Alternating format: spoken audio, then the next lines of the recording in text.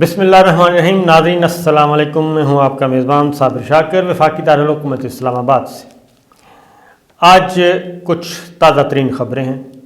اور تازہ ترین خبریں ذرا تاریخی اعتبار سے دیکھنا پڑے گا۔ آپ کو یاد ہوگا کہ جب بھی کوئی حکومت آتی ہے تو یہ کہا جاتا ہے کہ یہ سیم پیج پہ ہیں، یعنی راولپنڈی اور اسلام آباد۔ یہ بہت کہا جاتا ہے کہ ہماری سول اور ملٹری لیڈرشپ سیم پیج پہ ہے، ایک صفحے پر ہے، اختلافات ہیں، اور اختلافات پھر آگے جا کے معاملات خراب کر دیتے ہیں۔ تو یہی بات وزیر اعظم عمران خان آئے، اور تب سے لے کے اب تک 3 مارچ سے پہلے تک یہی کہا جا رہا تھا، اور اس پہ کوئی کوشچن ہی نہیں کرتا تھا کہ راولپنڈی اور اسلام آباد ایک صفحے پر ہیں۔ مسلسل یہ بات ہوتی تھی، اور وزیر اعظم عمران خان بھی کھل کر ملٹری اسٹیبلشمنٹ، ملٹری لیڈرشپ کی کو سپورٹ کرتے تھے، اور ادھر سے بھی ایسے ہی جوابات آتے تھے۔ اور اس پارٹنرشپ کو جو بھی اپوزیشن ہوتی ہے اس کی یہ کوشش ہوتی ہے کہ راولپنڈی اور اسلام آباد ایک پیج پہ نہ ہوں، اور ان کے درمیان رخ نہ ڈالا جائے، ان کے تعلقات کار کے درمیان کوئی شکوک و شبہات پیدا کیے جائیں، شک کے بیج بوئے جائیں، اور ہر اپوزیشن کم و بیش اس میں کامیاب ہو جاتی ہے۔ اب راولپنڈی اور اسلام آباد کا یہ مزاج ہیں، دونوں جڑواں شہر، چند کلومیٹر کا فاصلہ ہے۔ آپ 0 پوائنٹ سے چلیں، فیض آباد کوئی 2-2.5 کلومیٹر ہے، فیض آباد سے چھلانگ لگائیں تو آپ پنڈی کی حدود شروع ہو جاتی ہے، اور میں کہتا ہوں ایک پل ہے صرف، لیکن مزاج مختلف ہیں، اور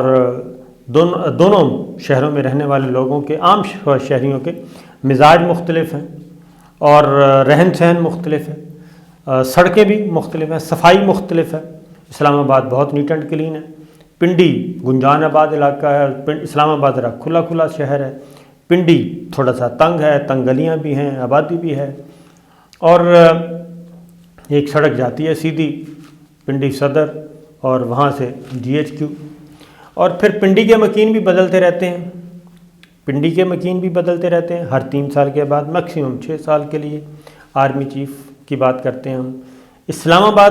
کے مکین بھی بدلتے رہتے ہیں، پرائم منسٹر 5 سال کے لیے آتا ہے، اور پارلیمان 5 سال کے لیے آتی ہے، اور یہ بڑی مشکل سے 2002 سے سلسلہ شروع ہوا ہے کہ پارلیمان جو ہے وہ اپنی مدت پوری کر رہی ہے 5 سال، لیکن ابھی تک پرائم منسٹر ایسا کوئی نہیں گزرا جس نے اپنے 5 سال پورے کیے ہوں۔ اگر آپ پرویز مشرف صاحب کے زمانے میں چلے جائیں، ظفر اللہ خان جمالی صاحب آئے، ان کے ساتھ معاملات خراب ہوئے، چودھری شجاعت صاحب انٹرم پیریڈ کے لیے آئے، اور اس کے بعد شوکت عزیز صاحب آئے۔ آگے پاکستان پیپلز پارٹی کی گورنمنٹ، سید یوسف گیلانی کو ڈسکوالیفائی ہونا پڑا، اور اس کے بعد راجہ پرویز اشرف۔ آگے آ جائیں نواز شریف صاحب، ان کو بھی چھٹی ہونا پڑی، اور اس کے بعد شاہد خاقان عباسی صاحب۔ تو پارلیمان مدت پوری کرتی رہی، اور اس میں وجہ تنازع میر ظفر اللہ خان جمالی کا جانا، اور زیادہ پیچھے نہیں جاتے ہم، صرف نواز شریف صاحب تک رہتے ہیں ورنہ تاریخ لمبی ہو جائے گی۔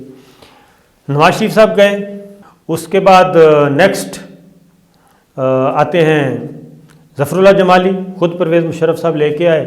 لیکن واشنگٹن میں 1-2 ملاقاتیں میر ظفر اللہ خان جمالی کی ہوئیں امریکنز کے ساتھ، وہ ان کو لے بیٹھیں۔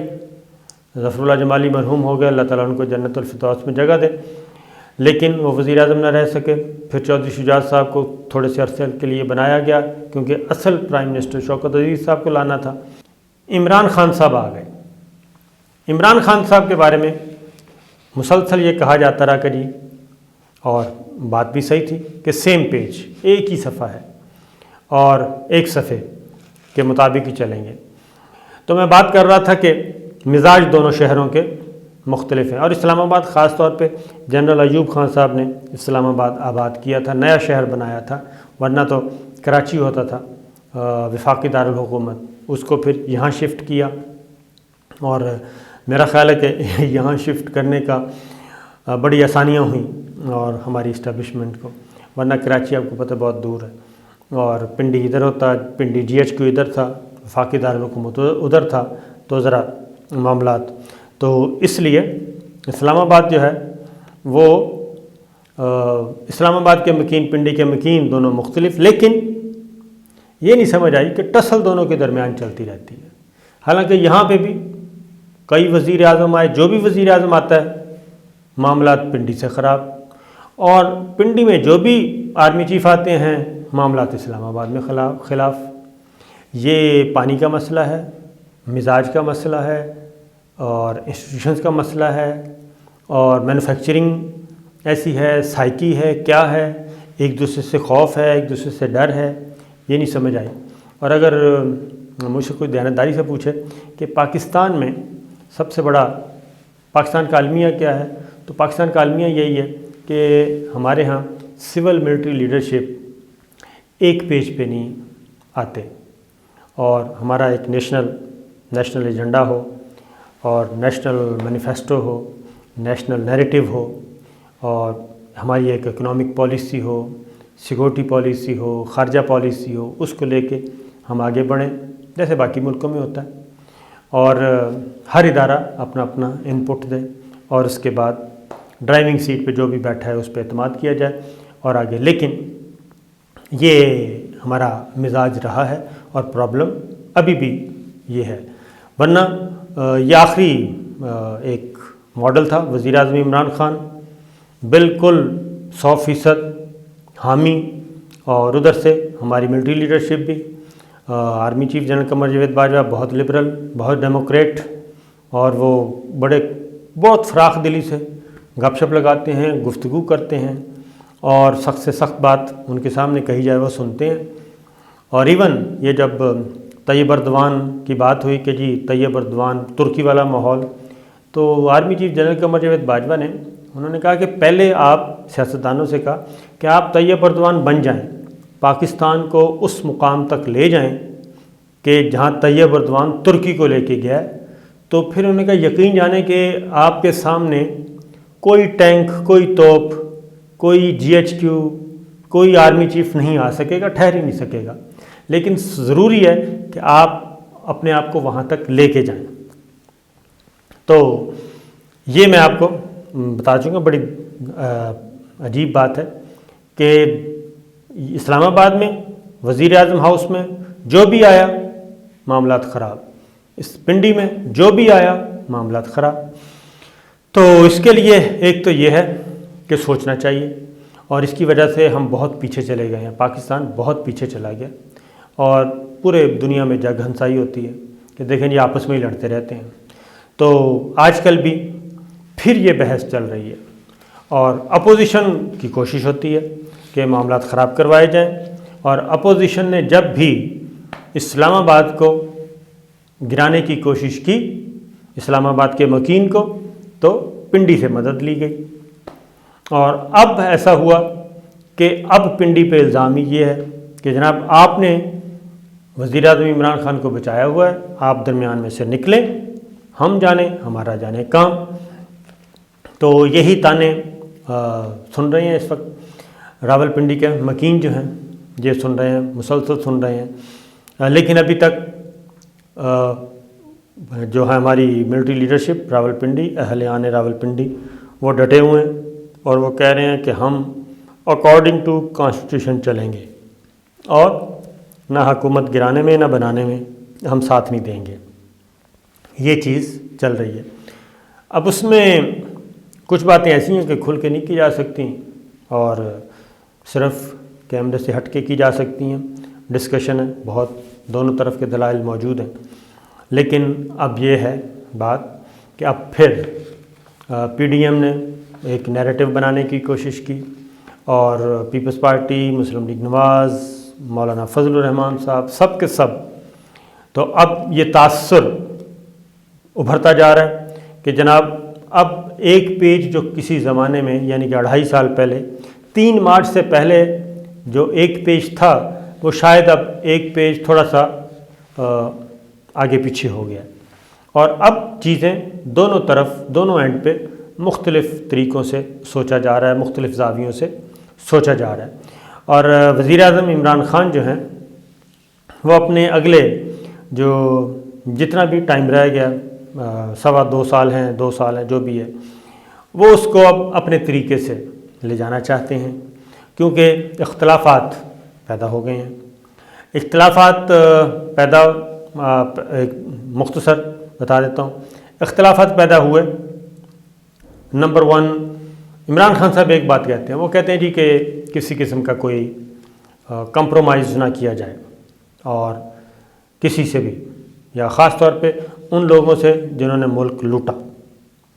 اب خان صاحب کو بھی اپروچ کیا گیا، پوری آپ کو پتہ ہے کہ ہم اسی گلوبل ولیج کہتے ہیں پوری دنیا کو، تو جو ہمارے حکمران موجود ہیں، یعنی کہ جو ہمارے حکمران رہ چکے ہیں، ان کے تعلقات باہر بھی موجود ہیں، اور پھر باہر کے ملکوں کے پاکستان کے ساتھ معاملات جڑے ہوئے ہیں، کسی ملک کے ساتھ سیکورٹی کی وجہ سے ہے، کسی ملک کے ساتھ معیشت کی وجہ سے ہے، کہیں سے ہم کیا کہنا چاہیے اپنی انرجی کی ضرورت پوری کرتے ہیں۔ تو پاکستان کی اکانومی اچھی نہیں ہے، پاکستان کی معیشت بدحال ہے، اس وجہ سے ہمارے موسم بہت زیادہ ہیں، برادر ملک بھی ہیں اور ادروائز بھی ہیں، تو پھر ہمیں ان کا بھی سننا پڑتا ہے۔ عمران خان صاحب کو بھی اپروچ کیا گیا، عمران خان صاحب نے انکار کر دیا، اور اس کے بعد پھر آپ کو معلوم ہے کہ ملٹری لیڈرشپ کو بھی اپروچ کیا جاتا ہے